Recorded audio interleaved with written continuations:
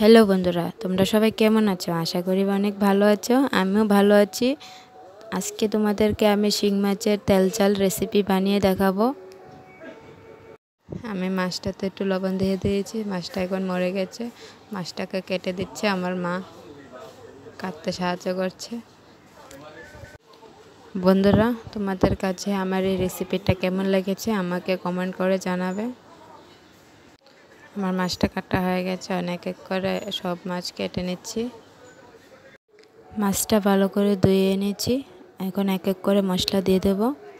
এখানে পেঁয়াজ বাটা, রসুন বাটা, আদা বাটা দিয়ে দিয়েছি, জিরা গুঁড়া, মরিচের গুঁড়া, হলুদের গুঁড়া, ধনে গুঁড়া, লবণ আর একটু সামান্য তেল দিয়ে ভালো করে মাছটাকে মাখিয়ে নেব।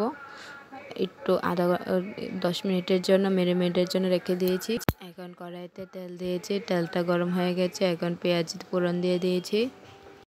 মেরিনেট করে রাখা মাছ দিয়ে দেব, দিয়ে ভালো করে উল্টে পাল্টে নাড়াচাড়া করে নেব। একটু সামান্য জল দিয়ে দিয়েছি মশলাটা একটু সেদ্ধ হয়ে যাওয়ার জন্য। এখন মশলাটাকে ভালো করে কষিয়ে নিচ্ছি। বন্ধুরা, আমার রান্নাটা তোমাদের কাছে কেমন লেগেছে আমাকে কমেন্ট করে জানাবে।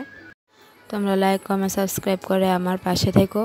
তোমাদের কাছে আমার এই রিকোয়েস্ট। মাছটা কষানো হয়ে গেছে, এখন জল দিয়ে দিয়েছি। রান্নাটা কমপ্লিট হয়ে গেছে, এখন নামিয়ে নিয়েছি।